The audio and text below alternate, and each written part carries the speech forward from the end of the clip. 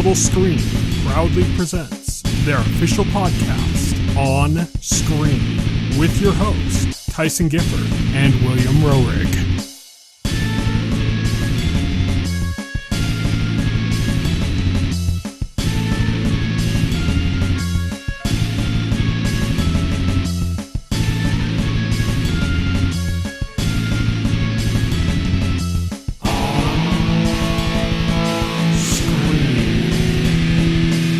Hello, everybody, and welcome to On Screen, the official podcast of the Total Screen. My name is Tyson. My name is Will. And today, because Nintendo hasn't yet revealed the Switch successor, which we thought might happen, instead we're going to be doing our best of 2024, our award show.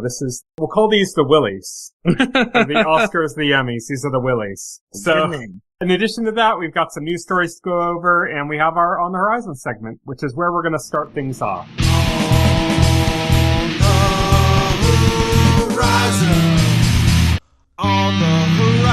On the Horizon is where we talk about what's coming up in the next week or so. And to start things off, we have Castlevania Nocturne, which is coming for its second season on Thursday, January 16th to Netflix. Very excited. Yes, I know you're excited for that one. On the animated train, we have Harley Quinn, which is returning on Thursday, January 16th to Max. Donkey Kong Country Returns HD is coming on Thursday, January 16th to Nintendo Switch. Severance is coming back for its second season on Apple TV Plus on Friday, January 17th. They just had like a free trial last weekend, specifically as like a catch-up for Severance for people, which I still haven't done, so I need to eventually watch that. Right. Dynasty Warriors Origins is coming on Friday, January 17th to PC, PS5, and Xbox Series X. Tales of Grace's F Remastered is coming on Friday, January 17th to PC, PS4, PS5, Xbox One, Xbox Series X, and Switch. Better Man, which is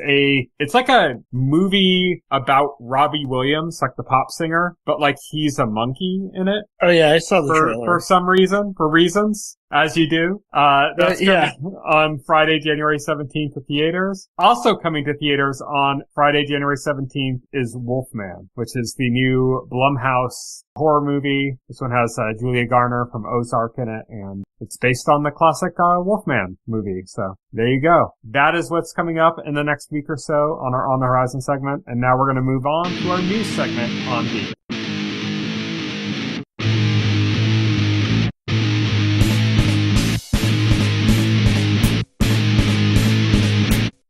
On Beat.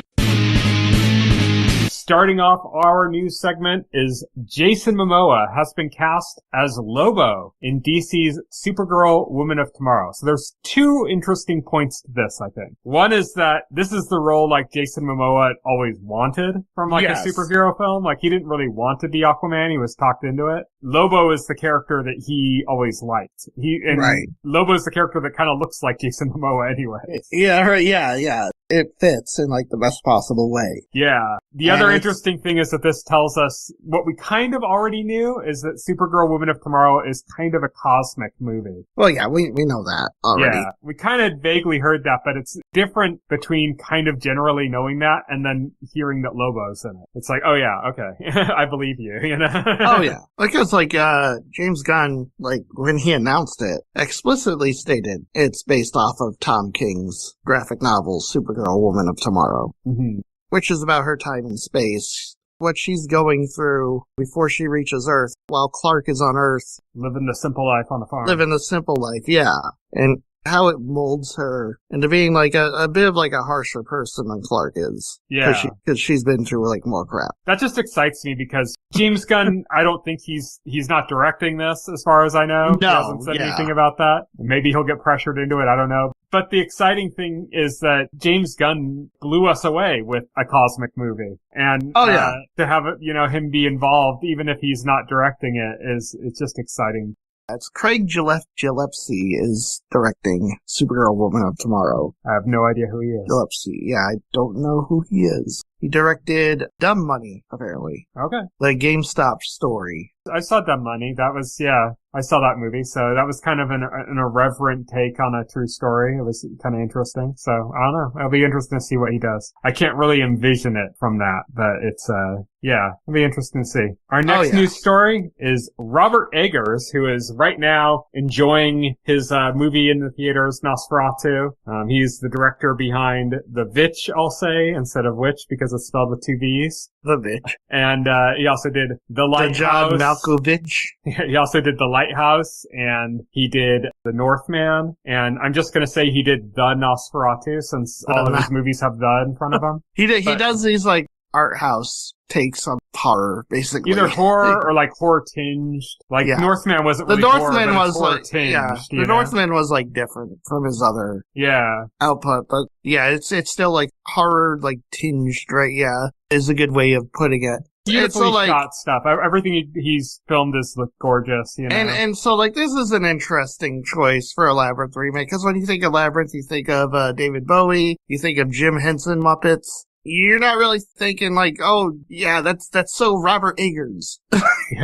You know, like, it's kind of strange. They initially had, I think it was Scott Derrickson was attached to it before. He's the guy that did, like, he did the first Doctor Strange movie. And, he also did, like, The Black Phone recently and some other stuff. He was originally attached to do this. There was another big director. I can't remember who it was, but there was another pretty big, it might have been James Wan, I'm not sure, was also attached to do it and dropped out. So this might not even come to fruition. No, this might not even happen. Yeah. I mean, there's a lot of things in Hollywood that, you know, end up in development hell. So, you know, I have a friend that, like, he heard this news when we were on our way to see Nosferatu, and he was, and he still is, like, upset about it. He's like, why do they have to touch it? Just leave it alone and stuff like that. I'm like, I think you're looking at this the wrong way, man. Like, the original Labyrinth is still going to exist, whether this exists or not. And this isn't just some guy making new content based on an established IP to, like, play off nostalgia. This is Robert Eggers. Right. You know, this isn't a true auteur. Yeah. And it's like, look at what Robert Eggers does, and then think, what would his take on Labyrinth? And to me, that's fascinating. The only worry is him doing, like, a studio film, because normally, like, that kind of, like, mishmash, that clash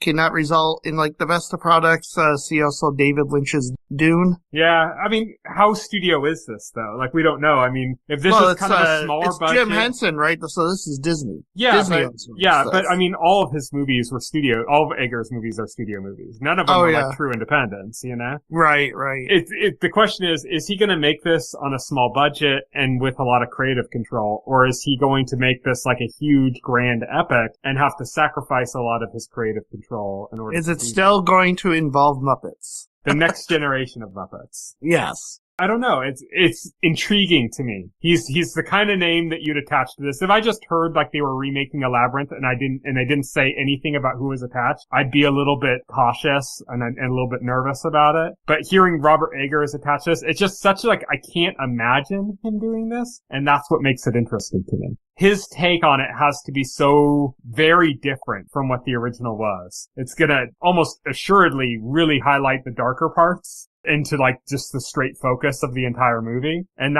that's intriguing to me. Right, yeah. It's a very interesting proposal, for sure. So we'll have to see if that even ends up happening. Next up, Sony dropped announcements for a bunch of adaptations of games that they're going to be putting out.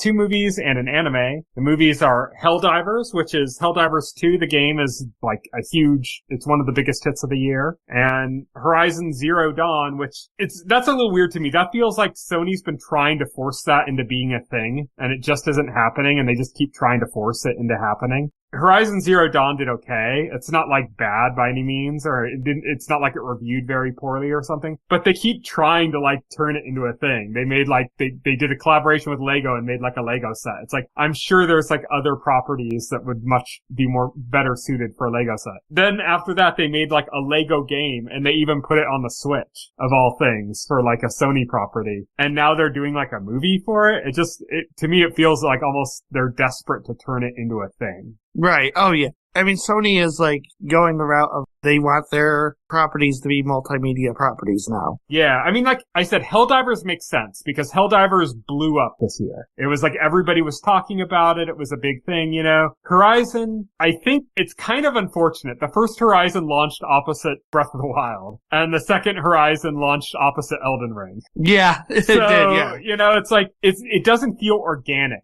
that they're making a Horizon movie like it does that they're making a Helldivers movie. Like, Helldivers is like, yeah, that was in the conversation. That was in the zeitgeist all over the place this year. So yeah, it makes sense that they'd be like rushing to put a Helldivers movie out there. Oh, you know? it'd be hilarious if they launched the Horizon movie next to the Zelda movie. Yeah. Even though both movies are from the same studio, so that wouldn't even make sense. Yeah, that would be really funny. But then they're also doing an anime for Ghost of Tsushima, which is interesting because they're doing it through Aniplex, which they recently acquired. And Aniplex is like a real anime studio, like native Japan anime studio. Ghost of Tsushima, even though it's a very like Japanese story and Japanese setting, and it's lauded by a lot of like even like Japanese filmmakers and game makers as being like one of their favorite like samurai games and stuff. It's from like a Western studio, the game. You know? Sony has made huge acquisitions in the realm of like anime and manga. You know, like they bought Aniplex. They bought out Funimation and Crunchyroll. They bought Katakawa, which owns a bunch of different studios. They didn't buy Katakawa, so what they did is they made like an agreement to buy some shares. Okay.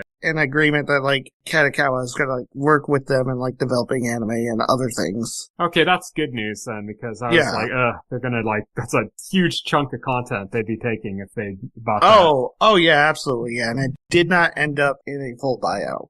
Okay, that's good. Ghost of Tsushima though, it's like, I haven't played that game. I've been very curious about that game. Like, I want to play it. I'm kind of interested in what they're going to do with an anime for us, because this is like I said, it's a Japanese setting, but this is not a Japanese-made game. And so it's always kind of interesting when you get like, you know, an anime studio adapting a Western property or something. But then it's an added wrinkle that it's a Western property based on Japanese culture and, you know, history. Oh yeah, it's interesting. I want to see what that looks like. Even if I don't end up wanting to watch the anime, I want to see what it is, you know, for sure. And then our last news story is that the Golden Globes happened just recently. We're not going to go over painstaking details of every category and stuff. We've done that kind of thing before. It's just not too terribly interesting to us in general. Also, since we're doing our own awards, we don't really want to like do that either. But I just want to go over kind of the big bullet points, which is that Shogun, Baby Reindeer, and Hacks dominated the TV categories, which of those I've seen Shogun, and I watched like the first season of Hacks. I didn't watch the current one. Oh, okay. I've only seen Shogun, but yeah. I agree with that dominating. Yeah. Demi Moore took home an award for her role in The Substance, which is interesting because, you know, there's always been that thing about Hollywood and their attitude towards women as they age, you know, out of certain roles, and The Substance was kind of a play on that very theme, and turned into like body horror.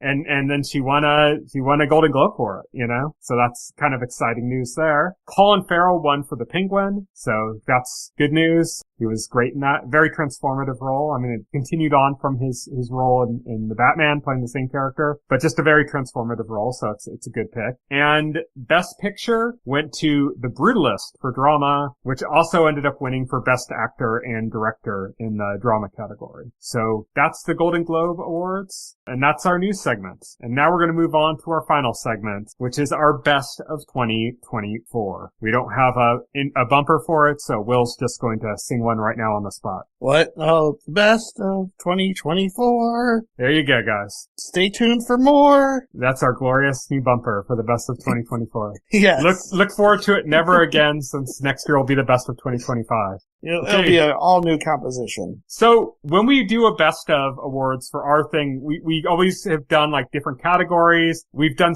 them a little bit differently than some of the other ones. We've kind of like merged a bunch of different categories into one because it just gets hard to kind of do it from more of like an enthusiast perspective without doing that. So like instead of doing an award for cinematography and an award for sound direction and an award for this and that, we just have like an award for artistic production. And instead of doing awards for visual effects and and set design and all that. We just have an award for technical production. So we kind of have like a very simplified thing. This year, we also decided that we were going to kind of simplify things a bit by making it mostly broad awards. Like there's some specific awards, but most of them are broad. So like when I talk about an award for excellence in artistic production, which is the first award we're going to be doing here, we're not limiting that to like movies or shows or games. It's all of them. So it's like the best artistic production from a movie, a game, or a show. And most of our categories, unless directly stated otherwise, are in that vein. They could be in any of those mediums. So I wanted to get that out of the way before we started. And now we're going to start with excellence in artistic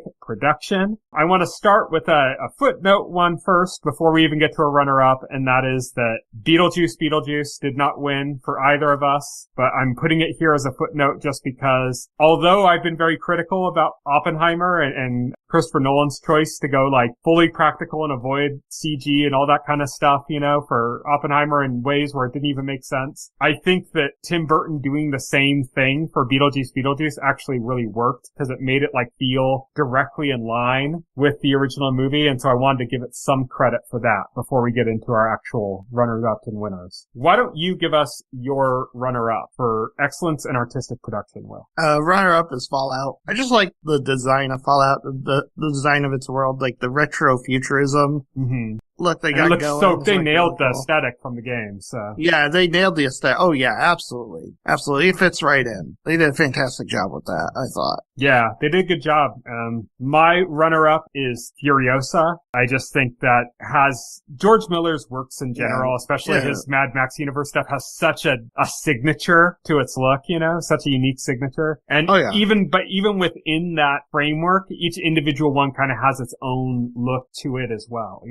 Furiosa looks different than Fury Road, Yeah. Oh, yeah. And that's why, it was my winner for artistic production because George Miller, he makes, such visually stunning films, and Furiosa is no exception to that by any stretch. It is, if you want to see just pure beautiful cinematography, you just put on Furiosa and you can ignore the story and just watch it as it's a visual tour de force. Yeah. It's crazy. Yeah. My winner this time was Nosferatu. Will has not had a chance to see it yet, so it's an unfair advantage for me on this one, but we talked about Robert Eggers earlier in the podcast, and yeah, just absolutely gorgeous. Just the way he did edge lighting on stairs, and there's shots, there's a shot where there's a character and he's walking through this kind of old road and there's snow falling in front of him. It's just stunning. It just looks like something somebody would have as a wallpaper on their computer. It's just a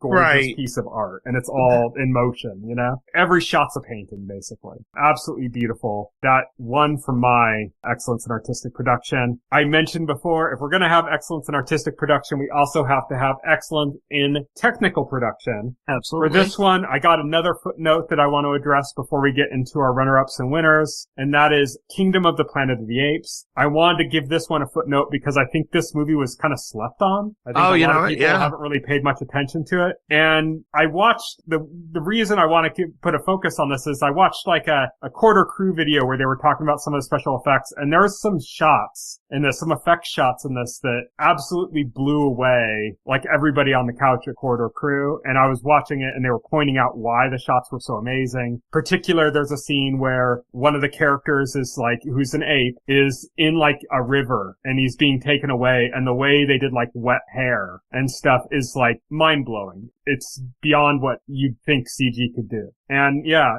it's a good standout that I think a lot of people just slept on. Now, when we get to the actual rewards for this category, we're in a weird situation where we pick the exact same ones for both runner-up and winner. So I'll announce the runner-up and I'll let you announce the winner on this one. Okay. So for both Will and I, our runner-up was Shogun. So Shogun, obviously it's TV, so it's got everything's at a bit of a lower scale than what you'd expect from a movie and stuff. But what they were able to pull off on Shogun is stunning. It's almost weird to me to think that this was Canada for Japan. This was not shot in Japan, and it's right, yeah. You just can't tell. I mean, they did such a good job of making this feel like Japan. Oh yeah, absolutely. They did a fantastic job with it. They handled massive scale battles, the gore, just making you believe they really like made it look like you were looking through a window into ancient Japan. The costuming. They had an earthquake scene. Yeah. It's like kind of shocking for a TV show to do like something that good. Like it was like a full landslide earthquake, you know, and it was gorgeous and stunning and just, it's just amazing. Like what they were able to accomplish on job. a television budget was just astounding, I thought. Yeah, it's funny too. I also want to interject here because we did pick the same winner and the same runner-up. That neither of us, like, viewed our picks before the podcast. Like, I guess, like, Tyson viewed my picks because he had to, like, enter them in. But, like, I'd already made my picks at that point, though, yeah. Yeah, he already made his picks. So we were not, like, piggybacking off of each other here. This is purely coincidence.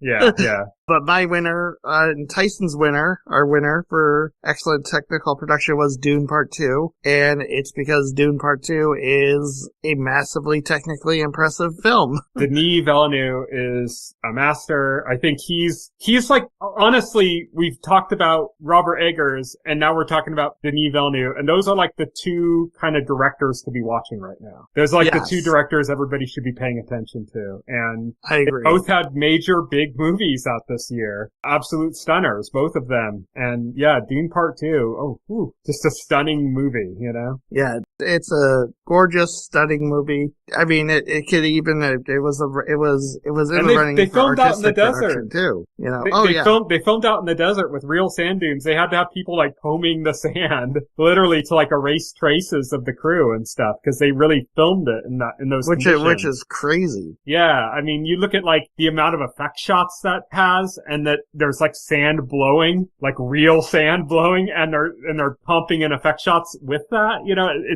they did a lot. You know, that it's a lot, that movie. Yeah, you gotta give it its due. 100%.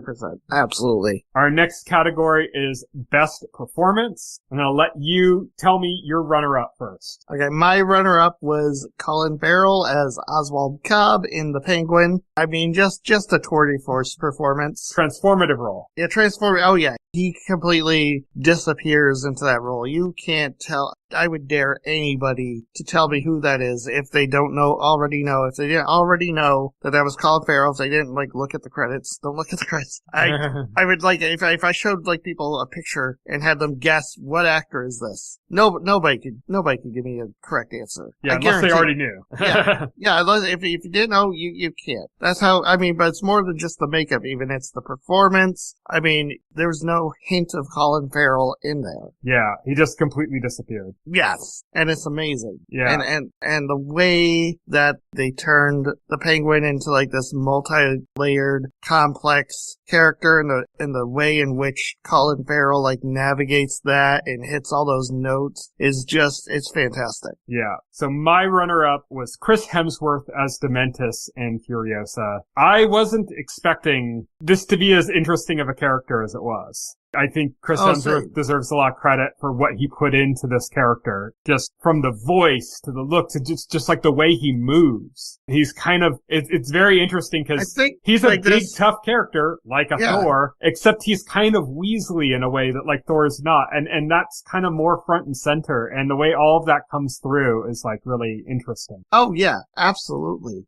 And it's the thing, like, you know, where, like, it's probably easy to write off Chris Hemsworth because of Marvel movies. Yeah, he's a big action star guy, yeah. He's a big action, but no, like, he is immensely talented as an actor. And I think this proves it. Yeah. Now tell us your winner for Best Performance. My winner was Anna Sawai as Mariko in Shogun. Just an amazing performance. I mean, just the way, like, she portrayed this deeply troubled woman with a past, just trying to get by in this feudal, male-dominated society. And then, like, the tragedy, you know, when she has to end up sacrificing herself at the end. And she hits all those notes perfectly. They did such a good job in Shogun in general of just making it, these people are different from us. Yes. And, like, really highlighting that and showing kind of, like, these very complex differences to them on, like, a societal level, and then how that affects the individual characters and who they are and stuff. And they did did such an amazing job of that, and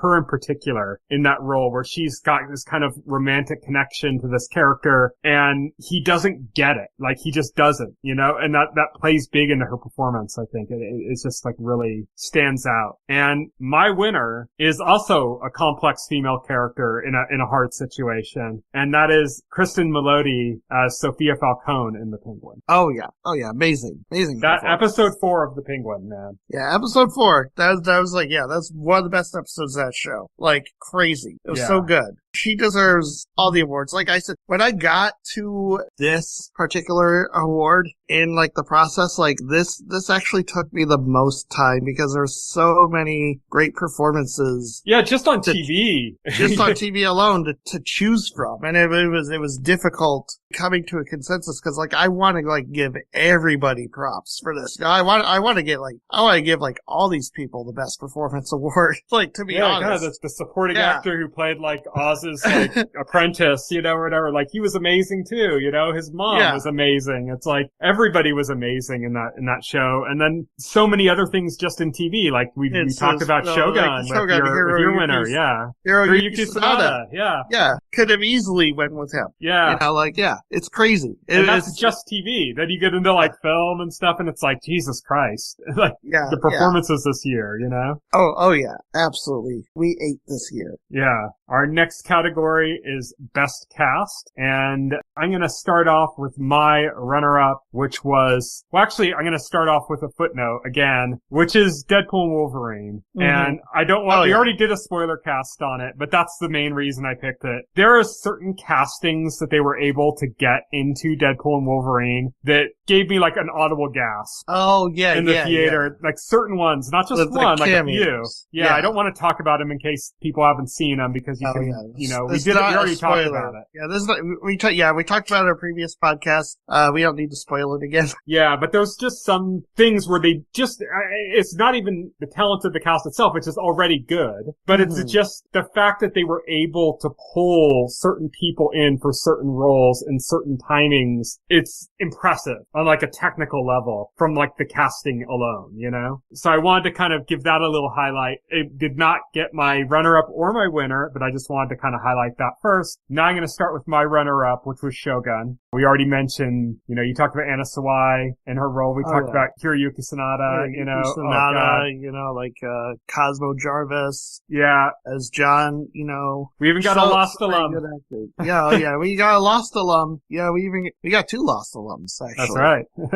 Yeah, we got those. I can't remember the actor's name. Asado, who played Kashigi. Yeah, that's who I was thinking of. I couldn't think of his name right away, but yeah. I'm not gonna try to pronounce his first name. He was a clear standout. Oh yeah. Yeah, just amazing cast that like brought this story to life. When you make a show or a movie or anything where you have a cast that's supposed to feel very foreign to you, and it's deliberately done that way, you know, like I'm big into like Japanese culture and stuff. They really played into the old aspects of Japanese culture to specifically make it feel foreign because we're supposed to be in like Cosmo shoes. Right, yeah. And he doesn't know, like, he doesn't understand this, you know, like the way they are. And when you can do that and then you can introduce this huge cast of people and you just start them all off as these stereotypes and these figures, and then you like end up caring about so many of them and being so invested in so many of them, that's like an accomplishment. Oh yeah, that's a huge accomplishment. Yeah. And I want to say, like, for those reasons, like, that's also like, that's my winner for best cast. Because, yeah, it was just, like, an excellent ensemble. The way, like, everybody, you know, played their parts to perfection and brought the story to life. It was pure magic. You gotta tell us your runner-up, though, now.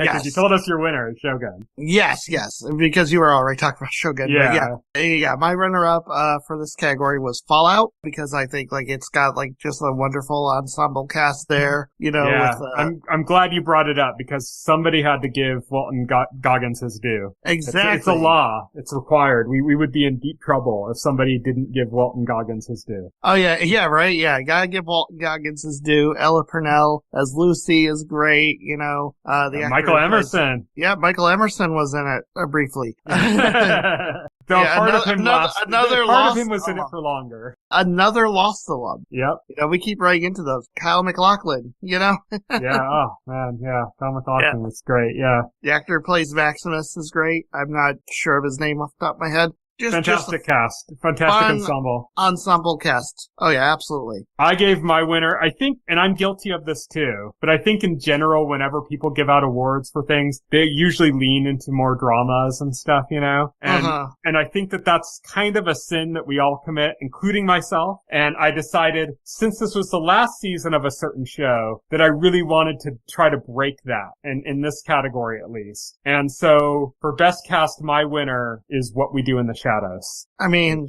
they've been a solid ensemble since the beginning. I mean, that's what made the show work. The show is good on so many levels, but honestly, like, I could watch that show forever just to hang out with those characters. And that says a lot about a cast, when you just want to spend time with them. Oh yeah, absolutely. The way the cast, works, the way they play off of each other, and it's especially evident in this last season too. Yeah. Cause all their little idiosyncrasies and the running jokes between the characters and all these little individual traits and the way they were able to kind of explore that to bring us closure at the end. It's just fantastic. And we even got a Richard Nixon impression from Nandor. Yeah, from Nandor, who like, that actor is incredibly talented, especially like, it wasn't from this season, but like a couple seasons ago when the Cloak of Duplication, he was like all these other characters in Nandor's body, and the actor was having to do those impressions was just crazy good. I mean, he's talented. I hope he shows up in more things, because like he deserves. Yeah, more I definitely exposure. want to see more of him. I want to see more of all of them. Same. In general. But I've been seeing Guillermo pop up in a lot of stuff. Seeing him in some trailers. Yeah, I saw him recently in a trailer for Companion. He's in that movie. I didn't know he was in that. That was exciting. No, yeah, that was exciting. Yeah, seeing more of him. We see a lot of Matt Berry. He gets around. But yeah. Oh, I have one more category that I need to add in last minute, and there's only just one winner, and that is for Best Pronunciation of Arizona. Oh, yes. Matt Berry from What We Do in the Shadows for Arizona. You know what? That's my winner also for Best Pronunciation of Arizona, so... It's unanimous. Yeah, that's right. It's unanimous. Now we're going to move on to Best Story. Again, this covers movie, TV, games, whatever. Although all of our category holders were all in the TV field, but I think that kind of makes sense because TV is like the story medium, I think. Yeah, TV is like longer form, so more focused on story than like film is, weirdly enough. Because you could tell stories, like more intricate, detailed stories than you can in like 2 to 3 hours. So I'll start with my runner-up. Then you do your runner-up, and then we had the same winner. So my runner-up was Agatha All Along. I was a little nervous about this. I was excited because even more than you, I was like a huge fan of WandaVision. Mm-hmm. We always talked about like when we would rank the best Marvel series, like you'd say Loki and I'd say WandaVision, and that was like where we departed on that, the different sides of it. But I was nervous with Agatha All Along, but I really liked what they did. I really liked the through line of that show. I liked the way it still felt like a mystery show, like the way WandaVision did. I liked the way the story came together and came together as a personal story. I liked that it had a personal ending, that it was less about spectacle and more about being very personal. Yeah. I do want to add to, this almost made my disappointment. I want to add, like, I agree with, like, everything you said. I feel like in the end, it didn't feel like it reached its potential or like lived up to its potential. And that kind of like disappointed me. Even though, but to be fair, you went into it not thinking it was going to be good at all, and ended up. I think your expectations went up as you watched it, which was a positive about it as well. I think. Right? Yeah. I thought like the first episode was incredibly solid, and then I think that was like a high note, and I think like as it went on, it struggled to like maintain that high note. Like it gets there like a couple times after, but it seemed like it kind of struggled after that initial episode. I was like, oh man. There are a few areas where I felt like it was limited, but I didn't feel that at all with the story. I thought the story was really clever. Like I was wondering how cause even though they called the character Teen, we all knew who it was like long before the show came out. That had been leaked. Yes. And I was really curious like how they were going to bring that in a satisfying way. And I think they brought that in like probably the most satisfying way possible. I think like the twist was interesting. The twist was like twofold, right? The twist was like the road was an invention created by Teen, but because like the road was like never real. Like Agatha was just using it as a means to like ensnare and kill witches, Mm-hmm. you know, as like a story. And it's only when she brings Teen into it that it becomes real because of his reality warping magic. Mm-hmm. That was really good, and I liked the way they tied the whole origin of the road is, you know, it is her way of like tricking witches and stealing power and stuff, but it's also very deeply personal. Yes. And I think there's another category where I'll get more into that, but let's move on to your runner-up. Yep, so my runner-up for this category was the Penguin. I mean... We watched these two back-to-back. We were watching these at the same time. We were watching these at the same time. Oh, yeah. Yeah, which is kind of crazy because, like, this shows, like, where we, like, really differed on that because, like, I know, like, you had your criticisms of the Penguin as it was going on, and I had my criticisms of Agatha all along. We kind of, like, ended up on opposite ends. I still love them both. Yeah, I mean, I just thought, like, the Penguin was, like, one of the best shows of 2024. It probably would have been my winner if the winner show hadn't aired in 2024, which we both share the winner. Yep, and that is, I'll let you announce that one. What is our winner for 2024? I was going to let you do that, but okay. So our winner for 2024 was Shogun. If Shogun didn't come on in 2024, then it would have been the Penguin. But like Shogun was like so good. Shogun was so good that I knew immediately upon finishing it that it was going to be the winner of this category. Have you ever tried to tell somebody about Shogun? To like try to sell them on it? No, because I haven't had like everybody I talked to like seen it. So it's like, oh, you know what? I have actually. I do know somebody hasn't seen it yet, but they said they're gonna watch it. But I don't know. It's a weird show to sell somebody on because it is so many things at once. You know? Yes. So it's like you could say, what is Shogun about? And you could say like 20 different things and they'd all be true. You know what I mean? It's it's so many things. Like you could say it's about a language. You could literally just say Shogun is about a language barrier. Yeah.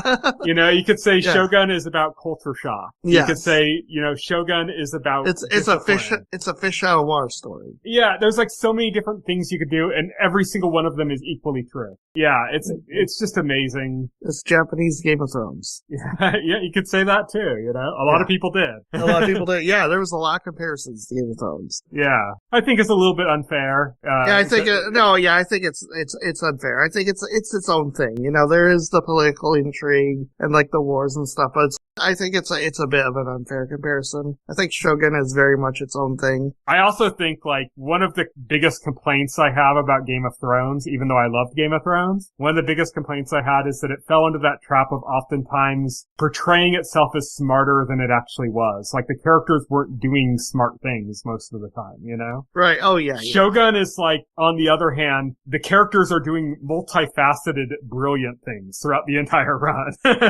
Right. Oh yeah, absolutely. The machinations happening in Shogun aren't played up to be smart. They are smart, you know, like incredibly smart. And I think that's kind of one area where it really outdoes Game of Thrones in that sense. I agree. Our next category is Best Music. I'll start with, or why don't you start with your runner-up for Best Music? Okay, so Best Music runner-up, Beetlejuice. MacArthur Park. Yeah, they had that amazing rendition of MacArthur Park. That was like the first thing that came to mind, you know? I loved the gag of like the slow, somber version of Deo that they had playing at the funeral. Because like, that was like such a hilarious, because they played it It's something you hated so much in the trailer and then ended up loving in the movie. Oh yeah, because when you see it like in context, you're like, oh, that's a joke. That's a gag. Yeah. They're making fun of that trend. So my runner-up for Best Music is something that I don't think you've seen yet. I know you're going to see it, but I don't think you've seen it yet.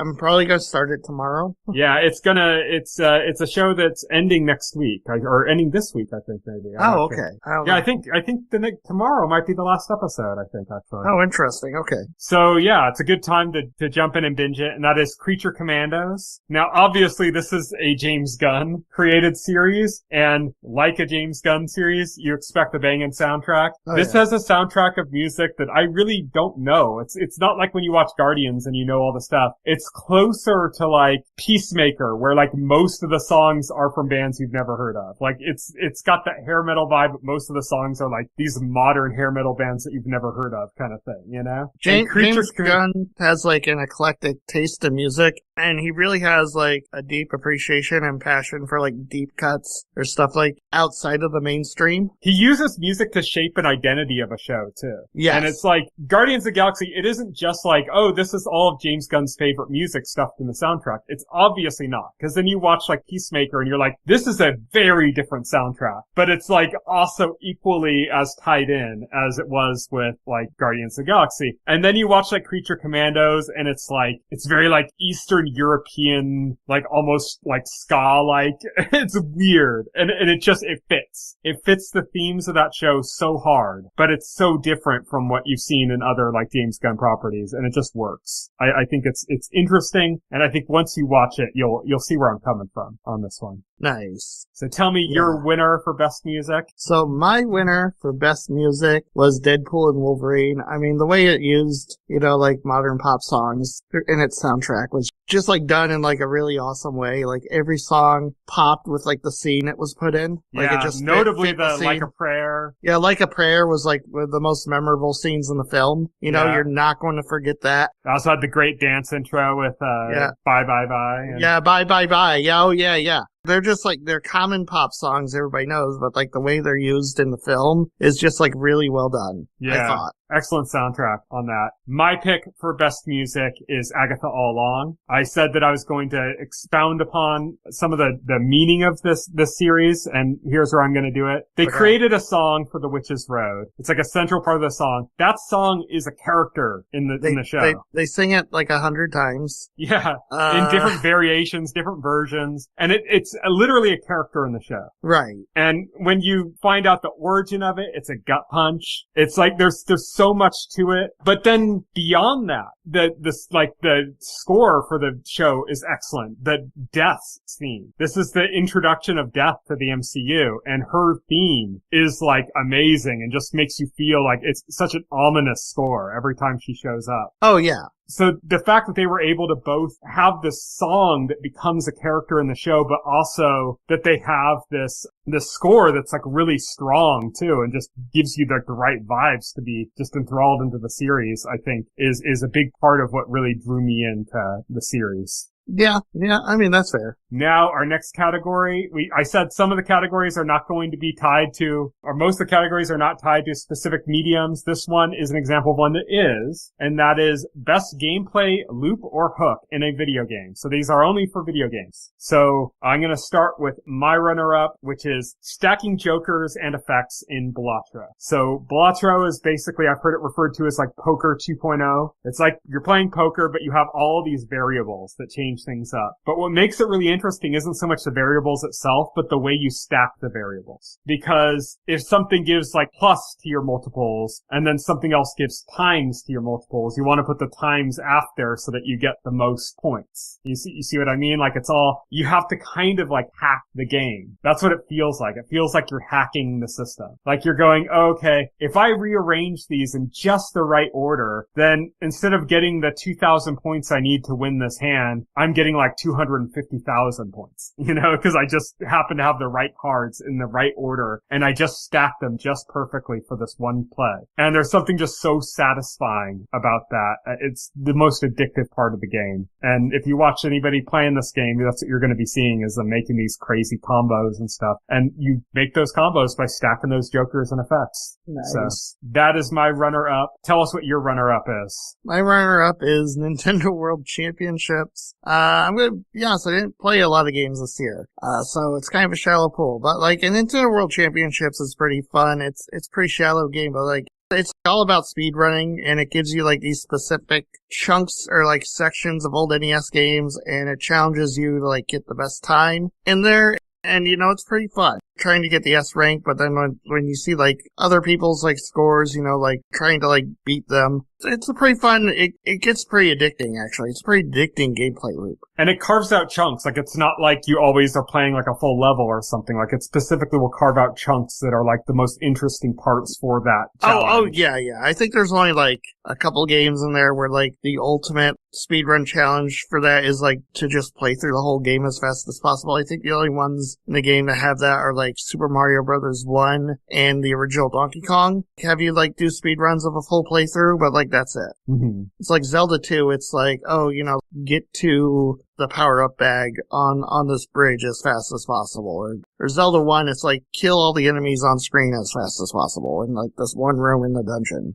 And that's it. So my winner for best gameplay loop or hook in a video game is summoning and manipulating in The Legend of Zelda Echoes of Wisdom. So this basically takes kind of the ideas that you would have in like Breath of the Wild or Tears of the Kingdom, things like Ultra Hand and stuff, but like really simplifies it. And even though it's simplified, by simplifying it gives you more into like stacking things. Like it gets you the idea of like, okay, well, I can't like create a contraption or something, but I can kind of rig the system to work the way I want it to by summoning things in a certain order, knowing the speed of things, or summoning something and then summoning something else and having them work in cooperation in a certain way. And it just makes it like really fun way to play through a game. It kind of makes it feel like a traditional top-down Zelda, but at the same time also like the new Zeldas. They managed to kind of combine both of them. Some would say that it's like not doing either as good as the 3D ones, but the way it manages to do both simultaneously I think is kind of interesting in its own right. Oh, yeah. Tell us your winner. Okay, and so my winner for best gameplay loop was Astrobot. It's so good. It's a very simple gameplay loop where, like, you just go through these platforming levels. Your main objective really is to, like, you're rescuing, like, other bots. So you're trying to find, like the bots hidden in the level, and then, like, you get more things to happen for you if you, like, the more bots you rescue. Isn't it kind of like you're curating a museum in a sense? Because we talked about before about how Astrobot kind of has, like, that museum game feel, kind of like a Smash Brothers, in the sense that there's so many game references and things, and there's other characters represented by bots and stuff, and you're kind of collecting them as you go, right? Or so, like, the central conceit is, like, you were flying through space on your ship, and your ship is literally a PS5. It's literally a PS5. And then, like, some alien comes and steals a part of your ship and causes you to crash on a planet, and the PS5 gets, like, broken into all these pieces, and you have to, like, essentially assemble that. And you can only do that with the help of the other bots, so you gotta go into the various levels and find the bots and rescue them so that they can help you navigate. And you gotta, like, get the pieces of the PS5 from the bosses so that they can help you reassemble it. That sounds like Mario meets Pikmin meets Smash Brothers. Yeah, sorta. Except for, like, the most of the gameplay, like, you're just controlling Astrobot. You're not, like, the other bots aren't, like, really following you around or anything. Mm-hmm. Except, like, on the main planet where they all reside after you rescue them, you can have them go into formation and, like, perform certain actions. Mm-hmm. That's the main hook. And then there's, like, some other collectibles you can get in the levels. And that's basically it. But the levels are all, like, they're short and sweet. So they're not, like, overstaying their welcome. They're not, like, giant Banjo-Kazooie levels. They're all, like, pretty short levels to them. So, like, it's like the perfect balance, in my opinion. All right. So our next category is Best Protagonist. Again, this covers all three mediums that we cover, video games, movies, and TV. Before we get into the runner-ups or winner, I'm going to start with a footnote, which is Dan to Dan is an anime series, and I stupidly didn't write down the female character's name, but they gave this female character a lot of, like, idiosyncratic behavior in her animation that just makes her, like, really immediately pop. And it's something you don't see in anime that often. Anime, it's very, like, formulaic a lot of times. Even when you like it, it's usually very formulaic. And sometimes they'll have, like, a really weird, eccentric character or something, but they manage to kind of play on basic tropes, but give, like, enough, like, idiosyncratic, unique traits to characters to really make them pop in a way that makes them stand out. And I just kind of wanted to highlight that before we got into our runners-up and winners. Now we're going to start on the runner-up. So tell us your runner-up for Best Protagonist. Okay, so Best Protagonist, my runner-up was Hugh Jackman as Logan the Wolverine in Deadpool and Wolverine. I thought this was his best performance as Wolverine by far. Like, this is a pretty goofy movie, but, like, he managed to, like, bring, like, such depth and character to the role. Like, we got to see, like, a new, like, aspect of Wolverine, you know, like, he played, like, a broken Wolverine in this movie. I think that's what really makes this movie work, is that you have to have a lot of, like, truth and heart to the role in order to, like, kind of really get the humor out of it, you know? Right, yeah, like, exactly. I don't think the comedy pairing of those two characters would work if you didn't have the emotional depth of Logan. Yeah, no, I don't, exactly. I think they had to do that. They had to play Logan seriously in this movie for it to work. My runner-up was Boy, as portrayed by Bill Skarsgård in Boy Kills World. This is another movie I think that's very slept on. I think it reviewed okay, not great, but okay, and I think a lot of people just never saw it. And I think this is a movie people should check out. It is kind of like Running Man, which, by the way, Edgar Wright's going to be doing a new adaptation of next year, I believe. But it's kind of got like a Running Man vibe to it, but it's a little different. There's a few aspects to it that are really interesting. I think the thing that really draws me to this character, particularly in this movie, is that he's mute. This character's he's mute. He's kind of naive to the world around him. He's mute and deaf, but he's developed an inner voice, like an inner monologue that is a different voice. It's not his voice. It's somebody else's voice. And it's based on a video game that he used to play. It was like the announcer of a Mortal Kombat-like video game. And that's like the voice he hears in his head that narrates through this movie. And since the character is mute and deaf, this is how he communicates to the audience, is through this narration. And I think it's really interesting the pairing of those two, of like a narration that isn't him, but still represents him. And then him as this kind of naive figure, that kind of the contrast of that makes him like a really interesting character for me. Yeah, that's fair. Now tell me about your winner. My winner was Furiosa, as portrayed by Anya Taylor-Joy in Furiosa. I think she did a fantastic job with the role, difficult to take on a role that was already popularized by somebody else. Yeah, by Charlize Theron. Absolutely difficult thing to do. She pulled it off though, fantastically. I just thought Furiosa was just an amazing action hero in her own right. She could stand next to Max. She's smart and wily in a really cool way. Yeah, exactly. Yeah. So just blew me away. I mean, that movie blew me away. So yeah. My winner was Lucy McLean, as portrayed by Ella Purnell in Fallout. There's just something about her chipper attitude as she's going through this desolate wasteland. And as everyone's basically looking at her as a mark and a sucker and treating her like shit. And she's just got this okie dokie, reaction to everything. I almost picked her. It was between her and Furiosa. I went with Furiosa. I always knew Hugh Jackman was my runner-up, but it was kind of a tough choice between her and Furiosa. It's in my head. Two strong female characters, but different types, One who went through shit and then reached a position of power, and one about a girl who led a charmed life and then now has to struggle. Has that ripped from her, right? Yeah. It's interesting contrast. Yeah. I think both very good though, yeah. If you're going to have a best protagonist, then it stands that you need a best antagonist. So that's going to be our next category. I have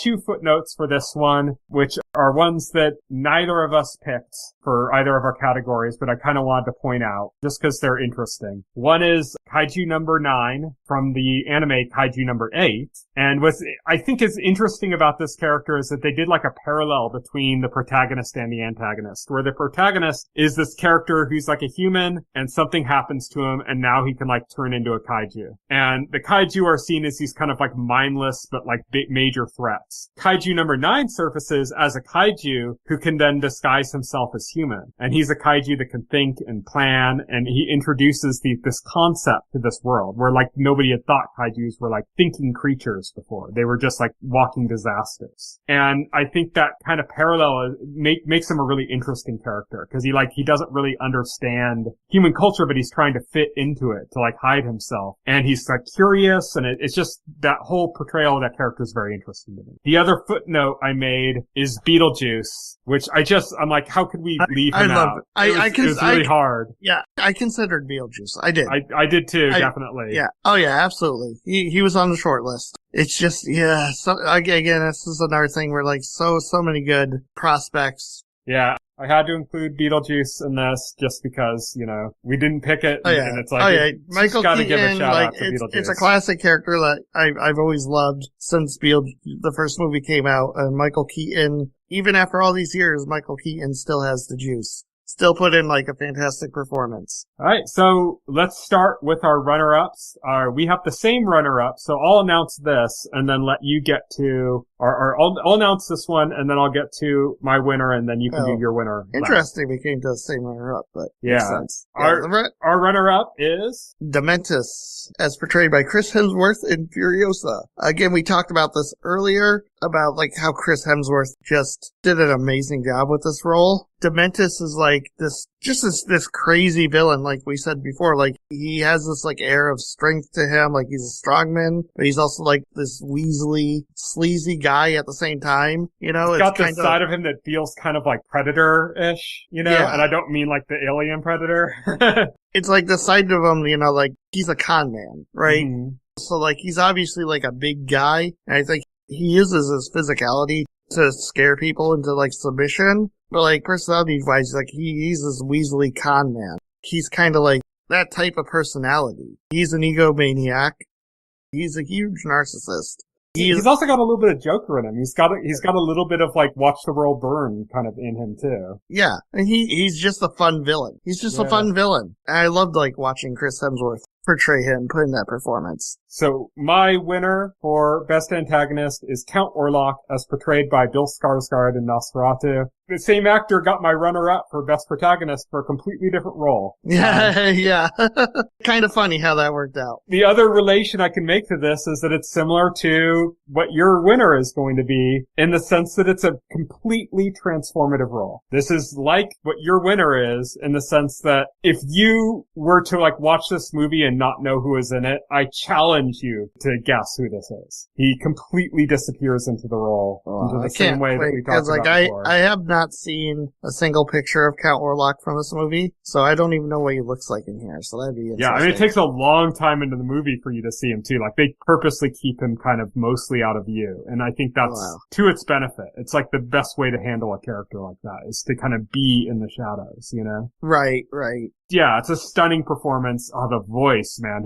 What he did with his voice and his accent and stuff is just amazing. They really managed to kind of like draw from the creature of Nosferatu from like the original movie, but also draw from like Dracula from like the Francis Ford Coppola Dracula movie. And then also they're drawing from like the original character or the original person that inspired all of it, Vlad Tepes, the Impaler, a real historical figure. And they draw influence from him too. And it's like a mishmash of those three characters, like two characters based on this figure and that figure himself. And they kind of, it's a hodgepodge of all of that. And it's just a really fascinating character. So I can't wait for you to see that and get your reaction on that. But now it's time for you to tell me what your winner is for best antagonist. Best antagonist is hands down, easily, Oswald Cobb, the Penguin, portrayed by Colin Farrell in The Penguin. Sure, he's like the protagonist of like the show or whatever, but he's an antagonist through and through. Especially when you get to like the gut punch of an ending. You know, when you see his true colors. They did such a fantastic job with this. There's this tendency in media when the focus is on a bad guy or a bad person to try and like soften them, you know, or to like give them like redeeming qualities, or to like make it so like, oh well, like the people around them are like so much worse, right? You know, they want to like give you a way to root for them. The genius in that is like they did not do that with the Penguin in this show. Well, they set up like they were going to. Yeah, they set up like that's what makes it work so well.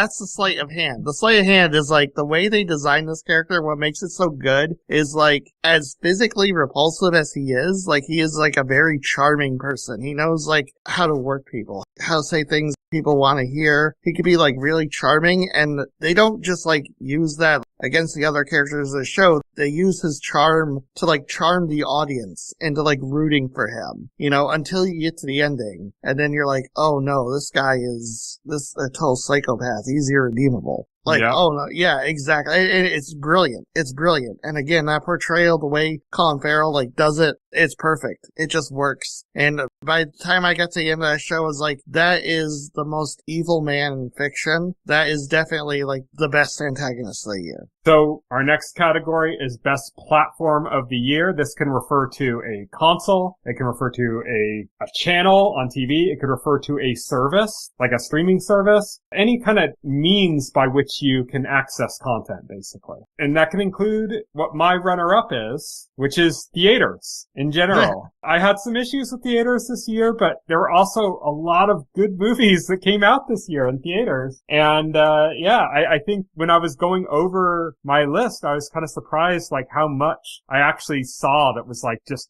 big, awesome stuff in theaters. From, like, Furiosa to Dune to Nosferatu. Like, these are all, like, big movies that are both, and in all three cases, those three alone are all cases in which they're both big, huge event movies, but they're also, like, masterful artistic pieces, you know, at the same time. So that took my runner-up for platform of the year is the movie theater. So tell me what your runner-up was. My runner-up was Netflix. I mean, Netflix just continues to be Netflix. They put out a lot of stuff, a lot of interesting looking stuff this year, like Carry On. They continue to, like, put out the most content, I think, of, like, any streamer. It's Netflix. My winner this year was Max. Netflix has traditionally been my winner, but I feel like, and this is almost reluctant, because I really dislike the person in charge of Max. And we've covered him quite a bit on the show in our dislike of the Z-Man, as I'll call him. But Max just killed it with content this year. I mean, The Penguin was a Max original, you know? Oh, yeah. And then its movie catalog, like what it got in movies after theater, you know? Like, it might be a follow-up to theatrical releases, but it was a lot of, like, really good stuff, you know?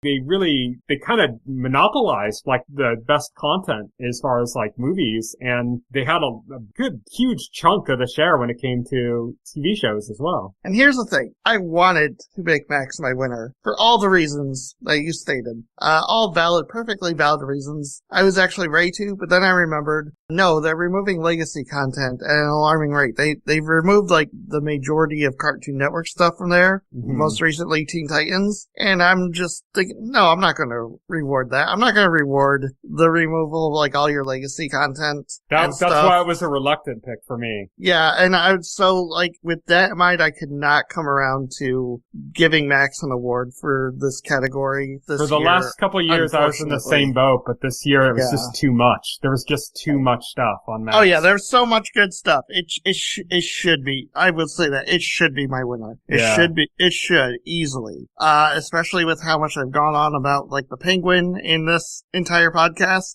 Yeah, 100% it should be. But it's not, because the way it's run is shitty. David Zaslav is shitty. And I don't know, like, if a year happens where they have the same amount of output and they're not doing shady stuff, like getting rid of, like, legacy content that people love, if they're not deleting entire shows into, like, nowhere. Yeah. That's what made it such a hard pick for me. Yeah. Then, you know, I might give it the award. But instead, they just need to get rid of Zaslav. If they just get rid of Zaslav, they'll be in such an amazing position. Yeah, exactly. Just get rid of Zaslav and you'll be fine. So instead, my award for this year goes to Nintendo Switch. Now, this wasn't the best year for Nintendo Switch, but I feel like it was a consistent, solid year, and they had like a pretty they had steady stream of games all year. They weren't like the biggest games in the world, but we got a Paper Mario remake, we got a Luigi's Mansion port, we got a surprise in Emio, the Smiling Man, we got a new Zelda game, we got a new Mario and Luigi game. I think there was a lot to be happy about as a Nintendo fan in 2024. I think I had a very different feeling towards that than you did, but one thing I will definitely give a lot of credit to is that as a big Nintendo fan for many, many years, everybody kind of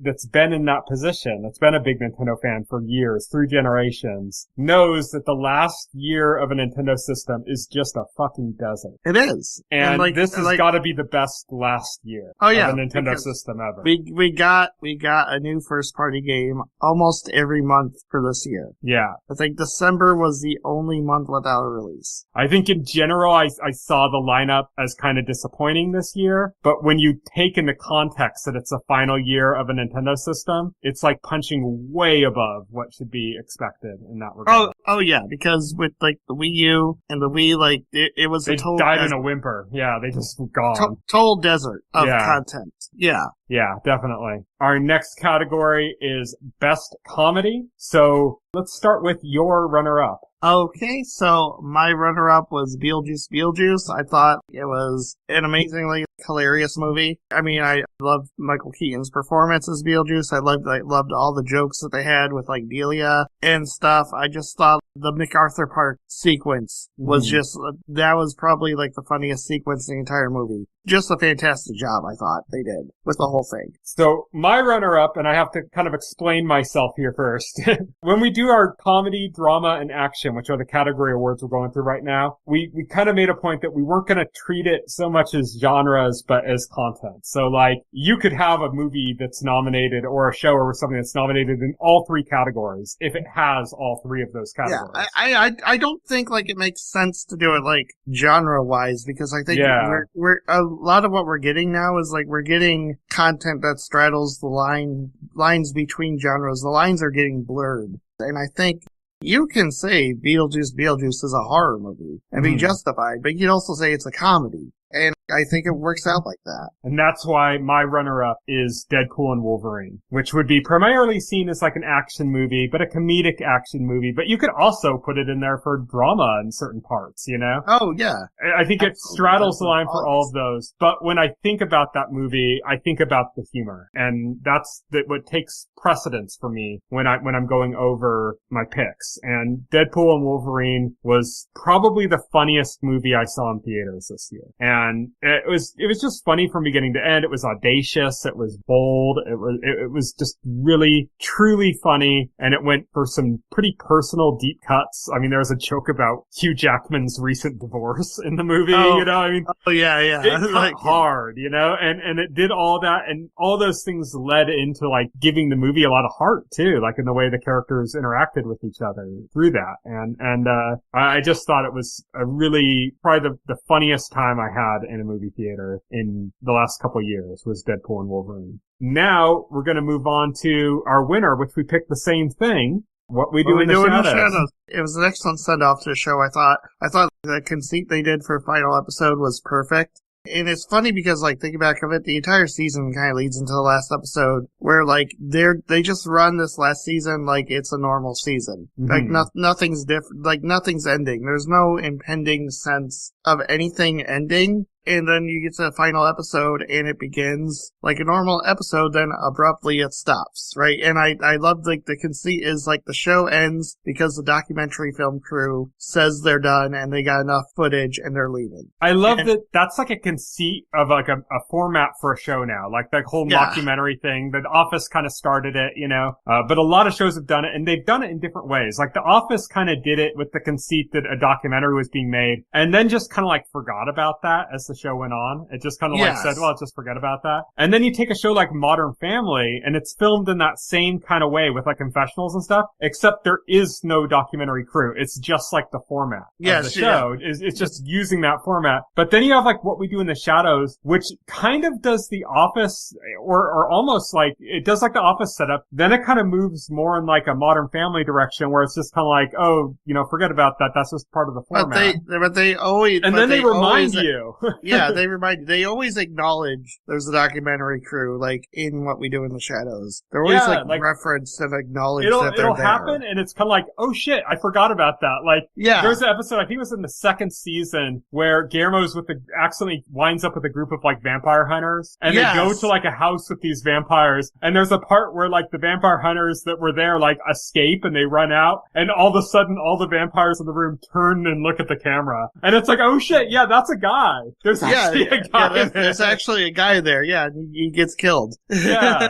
And they do that periodically through What We Do in the Shadows, where they kind of like, oh yeah, this is like a documentary crew. There is a conceit to this that we're sticking to. And they did a great job of like bringing that back in the final episode in like a kind of powerful way that forces kind of an existential crisis upon Guillermo. And makes him have to kind of reconcile what he's learned along his journey. Oh yeah. Yeah, because I love the conceit that like nobody cares except for Guillermo. Like he's like really like having a meltdown out of it. I mean, like I love like Colin Robinson in the episode too. The first time like Guillermo has a freak out and he just runs upstairs and Colin Robinson, he just casually says, bye bitch. He can be like so snarky. But like, it's a fantastic episode. We get like a fake hypnosis ending in the middle of it, you know, which is like a total parody of the ending to Newhart. Yeah, it just comes out of the middle of nowhere, and it's so cool, and then it doesn't stop there. It just jumps back as if it never happened. Right, yeah, exactly, because I was like nausea, like doing hypnosis on the audience. Yeah. That was the conceit there. And then like the fake out ending where it looks like it was going to end with Guillermo leaving, but then like he comes back. He just did it for the crew, yeah. He just did it for the crew, yeah. It's such a good final episode, such a good final season. I thought it was like a solid season. There was like one episode. It was a little uneven. There was one episode in there like I did not like. Some of the plot lines were a little uneven, but I think throughout it I enjoyed the whole thing. It was a little uneven at parts. I thought it was like a stronger season than like last season even. Yeah. But yeah, it's my favorite comedy of the year. Yep, and mine as well. And now we're going to move on to Best Drama. Let's start with your runner-up. My runner-up was Dune Part 2. And I mean, it's just a fantastic drama film. Timothée Chalamet and Zendaya. Just a wonderful, wonderful story. Picks up from the last movie. They just did a fantastic job with it, I thought. Yeah. My runner-up was something we've been talking about a lot on this episode, and that is Shogun. Yep. I don't think we have to expand on that anymore. It's just excellent. That's all there is to say. We've kind of covered all the bases on it already. The same could be said for your winner. Yep. The big win. I mean, I said all there is to be said. I mean, you know why it's the best drama. Yep. And my winner was Nosferatu. I just walked out of that movie with a big smile on my face thinking I just walked out of a piece of art. I just left a piece of art. And that's what Nosferatu is. Nice. You want to move on to Best Action? Let's go to Best Action. And I'll start with my runner-up. Well, actually, before the runner-up, I'm going to start with a footnote I put down here, which is Dan to Dan, which is an anime series that has absolutely fantastically animated action sequences. I sent you like a clip of one scene in particular. That was insane. To think of that as that's an anime TV show, not a movie, you know? And the stuff that was going on in that is just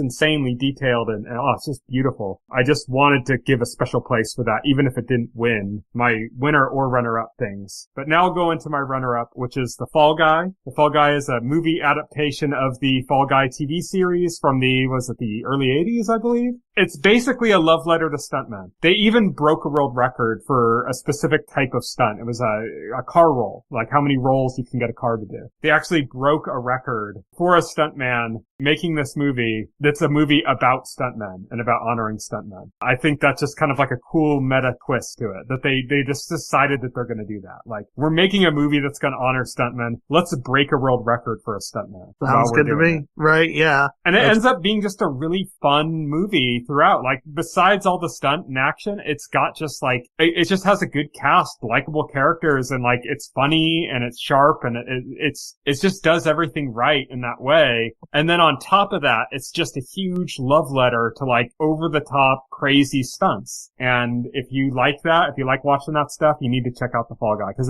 it's literally a love letter to all of that. Okay. Now, tell us your runner-up. My runner-up was Deadpool and Wolverine. I mean, as much as a great comedy it was, it's also a great action movie. You got fantastic action sequences. Man, they got the comic book style fighting. Oh, yeah. Like Wolverine, like, running on the ground on his hands and, you know, like, oh, Jesus. Like, and the fact that it's R-rated means, like, they really, like, let Deadpool and Wolverine go all out. Yeah, you have two people with healing factors fighting. What are they going to do? They're going to go for, like, vicious shots to the liver, to the, you know, like, they're going to do these things that never happen. It's going to be gory, and it's going to be messy, and it is, you know, like, so, yeah, it's got some amazing action sequences. Yeah. And then our winner, again, we picked the same movie, and could it be anything else? Furiosa. Yeah. Could it be anything else? I mean, is there anything else? No, you know? No. In this genre, no. It's a de facto best action movie of the year. That one chase, the one chase scene with the parachute that got caught up in the spinner in the back of the truck, and Jesus Christ, that whole sequence, it was like a 15-minute sequence or something. Oh, yeah. That whole sequence is just so amazingly amazing.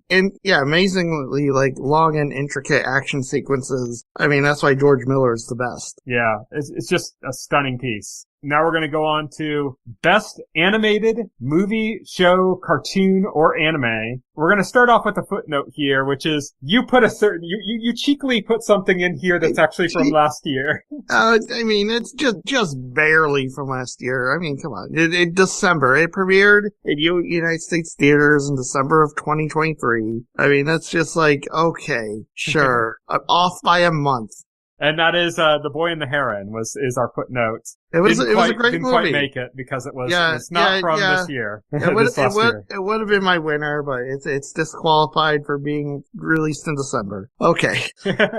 So let's start with your runner-up on this one. Batman, the Cape Crusader. I thought it was an interesting show. I thought, like, I love the animation. It has, like, some good concepts, some good episodes to it. It didn't, like, reach, like, the highs that I was hoping for from it. It did reach the highs of, like, the original animated series, which was kind of disappointing. So that's why it's my runner-up. But it was a solid show. I enjoyed it. All right. My runner-up was Dan to Dan. I already mentioned it. This is, to those who don't know, Dan to Dan is about, there's a boy, and he is obsessed with UFOs. And he's kind of seen as this, like, worthless otaku. And there's this girl, she's kind of a gyaru, which is, like, kind of tomboyish or, Yankee or, troublemaker type girl. But she's, like, obsessed with, like, the spiritual, like, and psychics and stuff like that. And that's because her grandmother is like a figure in that world. And so she's got this kind of connection to that. And the two of them kind of encounter each other and they dare each other to each like explore each other's fascination. So like he goes to this tunnel that's like famously haunted. She goes to this like building where, UFO encounters happen or something. And turns out they're both right. There are aliens, there are spirits, and they both are affected by that. From that point on, their little adventure in doing that, it causes an event that ties them together and creates this adventure that the series follows of the two of them dealing with this and the link between this kind of supernatural spiritual stuff and the aliens, and there's like a connection between them and everything, and it's a really fun show about these two interesting characters and the dynamics between them, and they handle it in some pretty interesting ways, and it's gorgeously animated, and it's got a hot grandma character, so you gotta check it out for that alone. Now tell us your winner for Best Animated Movie, Show, Cartoon, or Anime. My winner was X-Men 97. I thought, like, man, it's such a good show. It perfectly captures, the animation and the vibe of the original X-Men series that it's a sequel to. But it's also got, like, a really great story to it. You got Magneto leading the X-Men for a period. And then, like, all this crazy stuff, Mr. Sinister's in it. It was good. I enjoyed it. It's smart how it tied so as a direct continuation of the original X-Men cartoon, but then went into some more mature places as it progressed. It was actually a little hard for me to get into at first because it was so close to the 90s show that it kind of felt dated to me at first. And then as you watch and it starts going into kind of darker territory and more kind of like mature storytelling than the original ever did, it started like, okay, this is like, I got used to the kind of the 90s throwback aspect of it. And now it's kind of pushing into like, smarter territory. So it's interesting how it was able to kind of straddle that line. Oh, yeah. Probably one of the best things, the best anime show Marvel's had so far, in my opinion. Yeah, probably. My winner is Look Back. This is a short movie. It's just under an hour. It's based on a manga that was created by the creator of Chainsaw Man, if you've seen that. But if you go in expecting something like Chainsaw Man, it is not like that at all. It is very different. It's about two girls drawing manga from like a young age and their love for manga and drawing manga and their friendship. But it goes into some interesting directions and it's emotionally devastating by the end. Absolutely devastating. Nobody does melodrama like the Japanese. And this is like proof of that. And it's so good. And I think one of the things that makes it really work is that when these girls start out doing manga, they're doing these little like 4-panel, which are kind of like little comedy, like you'd have a comic strip in a magazine, like Garfield or something. They're not like deep, mangas. They're just like 4-panel stories, Mm-hmm. And those stories are actually like really funny and they animate them out in a way. And some of them, I mean, when it starts, they're like in like 4th grade or something. So the art's pretty like sloppy but they animate it out and they show like where these girls are coming from when they draw these, and they're really funny and they're fun, like on their own, they're good. They're like really good ideas that could be, turned into a whole other thing if they wanted to. But it's just like a little side note within this. And then it starts getting into like the meat of the story and the meat of the characters and the way they are and their personalities, and everything comes together, and it's just a beautiful piece of art. Mm-hmm. Now we're moving on to best overall categories. So since we cover 3 mediums, movies, games, and TV, we got 1 category for each of those. Let's start with our runner-ups. I'm going to start with my runner-up for best overall movie, and that is Furiosa. What else can we say about Furiosa that we haven't said? We've said it.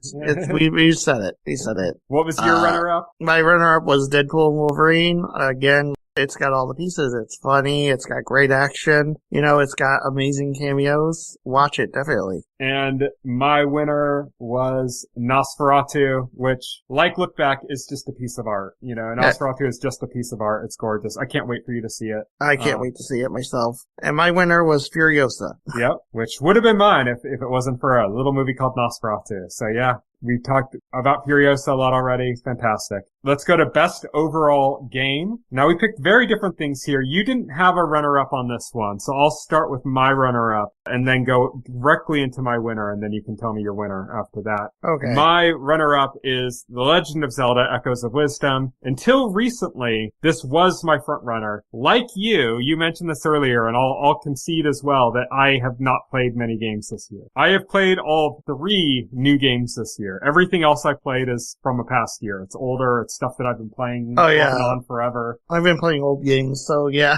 Yeah, I only played 3 new games this year, and The Legend of Zelda: Echoes of Wisdom was my winner up until I decided that I needed to download another game that had been getting a lot of buzz. But The Legend of Zelda: Echoes of Wisdom, fantastic game. It's just a really fun. It's not on that scale of like a Breath of the Wild or Tears of the Kingdom, It just isn't. But it's like a really fun 2D Zelda game where you actually get to play as Zelda, and it's got a decent story and fun characters and a really fun mechanic. My winner was Balatro, or Balatro, as I've heard it pronounced more commonly recently. I always heard it pronounced as Balatro, and now I've been hearing everybody call it Balatro, and it's confusing the shit out of me. Whatever you call it, this game I mentioned is kind of like Poker 2.0. It's super addictive. The correct way to play this game, in my opinion, is on a phone. I almost got it on the Switch. I considered getting it on PC, but then I said, you know what? The way I want to play this game is I want to play it while I'm watching news. I have news on in the background, and I'm just going to play this to make all the horrible shit that's happening in this world go down easier. And it ended up working perfectly. It's just like a little puzzly type game that you can just kind of play in while you have something else going in the background. And I love it for that. Unfortunately, because of that, it means that I missed out on a lot of the aspects of it that people love. The really weird, it's got a soundtrack, but it's really just 1 or 2 songs. It's the intro song and the song that plays the whole time you're playing. It just loops, but it's just a really weird song. And there's so much weird mood and atmosphere to this game where the game has no story at all, but it's presented as if you expect suddenly there to be some fucked up thing to happen or some weird story conceit that's really dark or something. And it's just all vibe. There's no story. There's nothing. It's just all vibe. And it's really cool that they went that extra mile to add that when it was completely unnecessary. Mm-hmm. So tell us your winner for best overall game. Astrobot.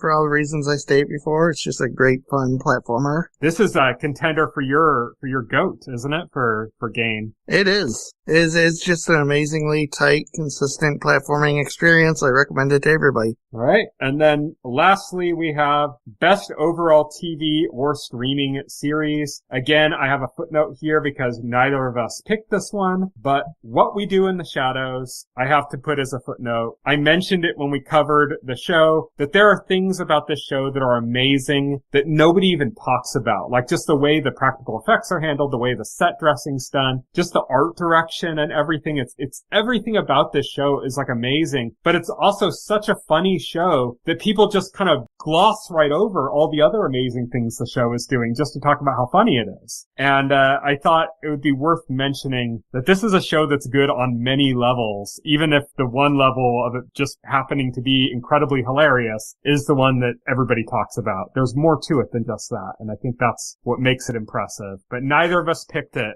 for either our runner-up or winner, so I just wanted to put it as a footnote there. Again, like one of our earlier categories, we had the exact same picks for our runner-up and our winner this year for best overall TV or streaming series. So I'll start us off with the runner-up, and then you tell us the winner. The runner-up this year for both of us was The Penguin. Yep, for obvious reasons. My winner was Shogun. Like I said earlier, when I watched Shogun for the first time, I thought it was going to be hard to top, and I just think it was the best show of the year. Yeah, kind of seems like a universal take. I mean, it cleaned up at the Golden Globes, it cleaned up at the Emmys. It's right. For once, my taste aligns with those award shows. That doesn't happen often. Yeah, Shogun's kind of be often, almost universally seen as the show to watch this year. So it's kind of fun to have that actually line up with us. We're in on it this time. Yeah, we're in on it, or maybe they're in on us. Yes, maybe they're finally like waking up to what's good. No. Yep. That's it for our awards, but we can't end the year without addressing some of our disappointments this year. And so I'm going to start off with my disappointments and then you talk about yours. I've got 3 big disappointments this year that I wanted to go over. So when I saw this category, I thought it was like,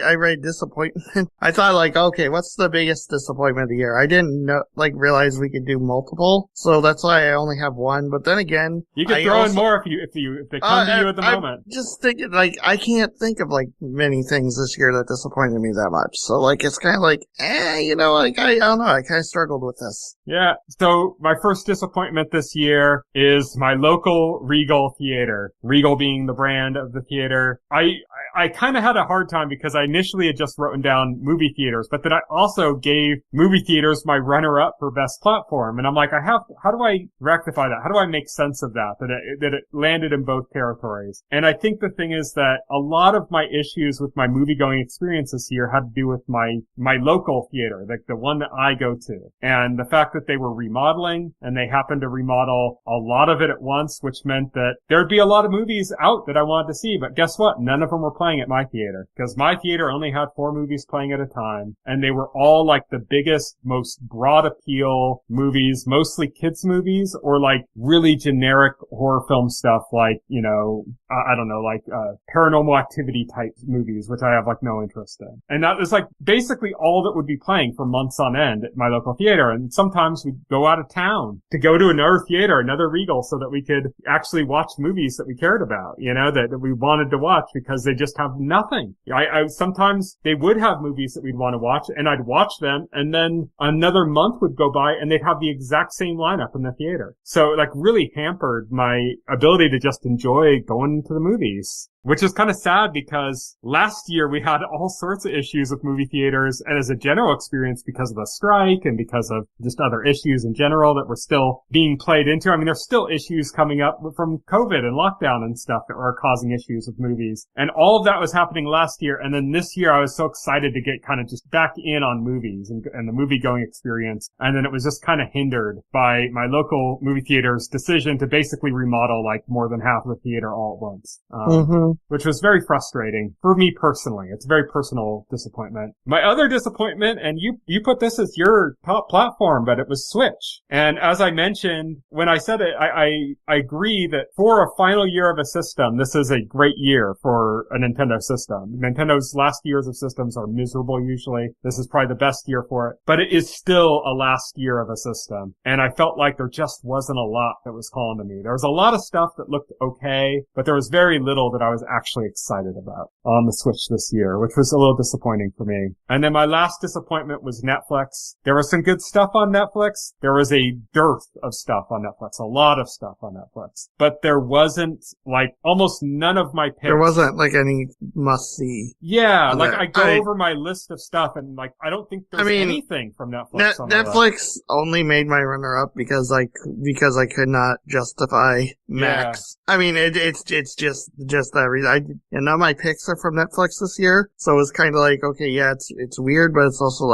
it's occupying a spot Max would have been up for if like David Zaslav wasn't terrible at running a company. I don't know. It's but just next year, this year, I should say. Now we're in 2025. Some of the stuff we have coming to Netflix: Stranger Things, the final season, Castlevania, Nocturne season 2. Yeah, we did get some Cobra Kai this year, but we're getting the conclusion to Cobra Kai this year, and so the whole Cobra Kai experience for you, since you've held off, is all going to be this year for the final season. You said Castlevania, Nocturne, One Piece coming back for another live action season. There's a lot of stuff coming this year, but there's a lot as a result of that, it meant that this last year there really wasn't that much. Yeah, although exactly. Squid Game was, Squid Game season Squid Game 2 did, but I haven't watched it yet. But yeah. Netflix wasn't doing it for me this year. So tell me about your disappointments this year. My disappointment was House of Dragons season 2, and not because like it was bad or I hated it, but it felt like a weaker season than season 1. It was kind of like disappointing because I thought things were gonna like ramp up big time, and like they ended up not doing that.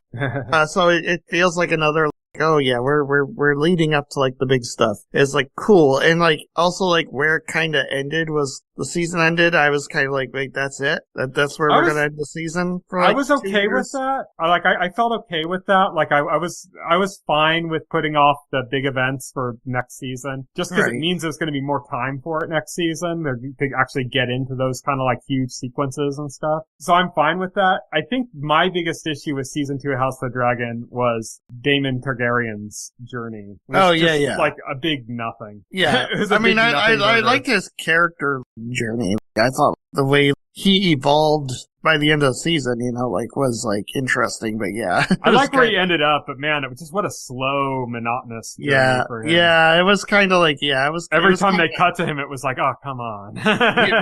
right, yeah. Yeah, it was kind of like, oh man, yeah, the worst part of season 2. Yeah. It just like, hopefully it comes roaring back next season. We're not even getting it this year. We're getting, Night of Seven Kingdoms. Night of Seven Kingdoms. So we gotta wait for 2026 before House of Dragon has a shot on being on these awards again. Yeah.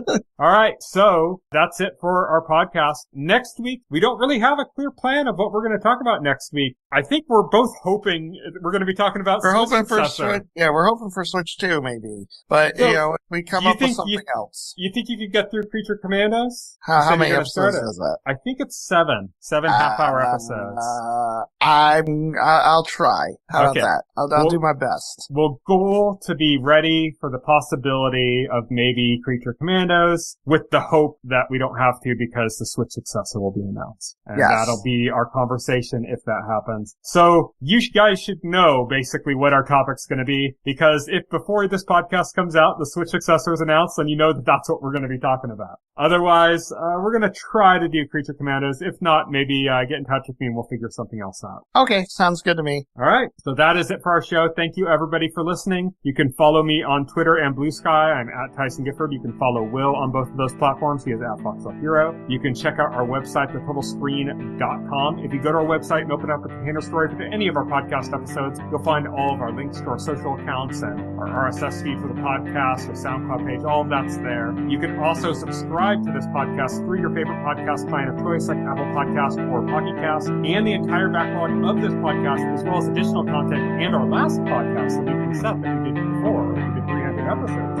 All of that is available on our YouTube channel, so you can check that out as well. Thank you, everybody, for listening. Good night. Good night. Thank you for listening to the OnScreen podcast, the official podcast of The Total Screen. Visit our website at thetotalscreen.com. This podcast can be found on any major podcast client, including Pocket Cast and Apple Podcast.